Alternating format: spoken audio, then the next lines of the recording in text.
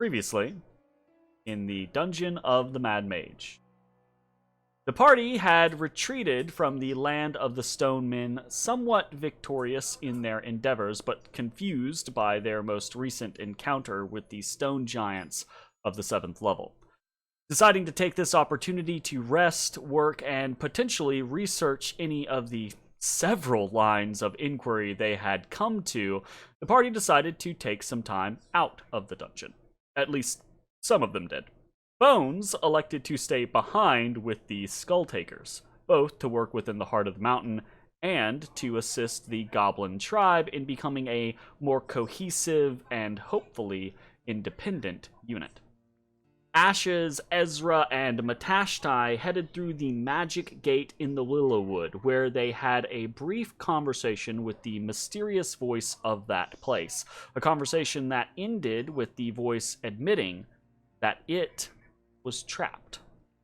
Still, nothing could be done at this moment, and the three of them found their way topside to the City of Splinters.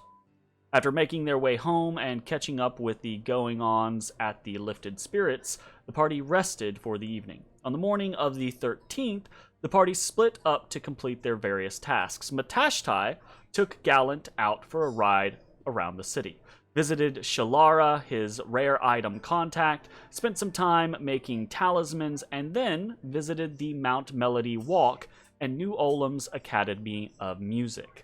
There, he was introduced to an individual named the Masked Man, and began setting about learning to be more eloquent and charming. Ashes went to Fala's, where he procured more potions and ordered yet more. He also heard Crocodile roar within the building and wondered about the situation, but did not investigate. Then he spent time looking for suppliers for alchemical ingredients, eventually finding his way to an ore supplier, Torbit and Tolls, where he secured access to adamantine for future endeavors. After this, Ashes rested for the day and spent the evening at the Temple of the Moon. There, Taverin introduced him to a brutal regimen of training that the Wardens underwent in order to control their more bestial sides. Ashes participated, and his training in the Order of Sharp Teeth served him well.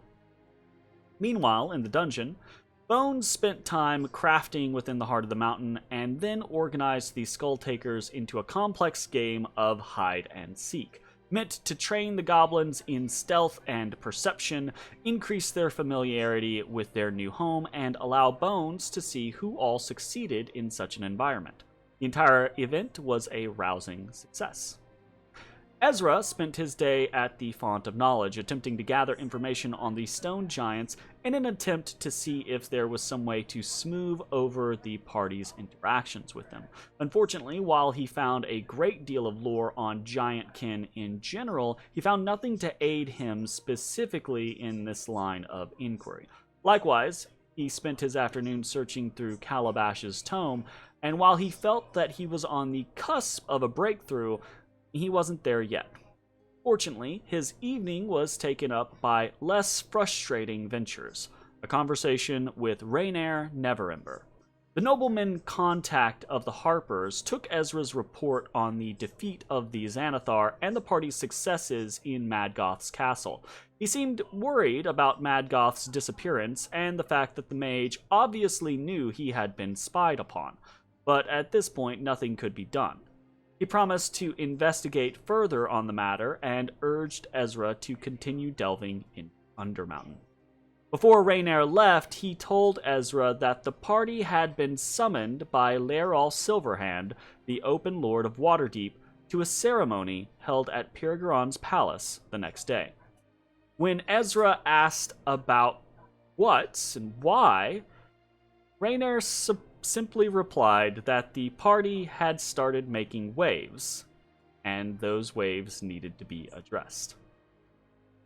On the morrow, Ashes, Ezrah, and Matashtai made their way to Pirgaron's palace, where they participated in an odd ceremony performed in front of both noble and common witnesses. The ceremony involved the Silver Hand making loud proclamations to a group of hidden, masked individuals. By the end, the party had been proclaimed heroes and given the honorary titles of Wardens of the High Road. But the real intent was clear.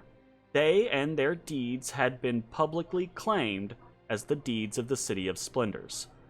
And with the selection of witnesses present, soon the whole city would know, if it didn't already. Oh boy. Hey everybody, thanks for watching. If you enjoyed the video, consider leaving a like, commenting, or subscribing. It really helps me out. If you'd like to see me live, head over to my Twitch at twitch.tv/thedistanthorizon.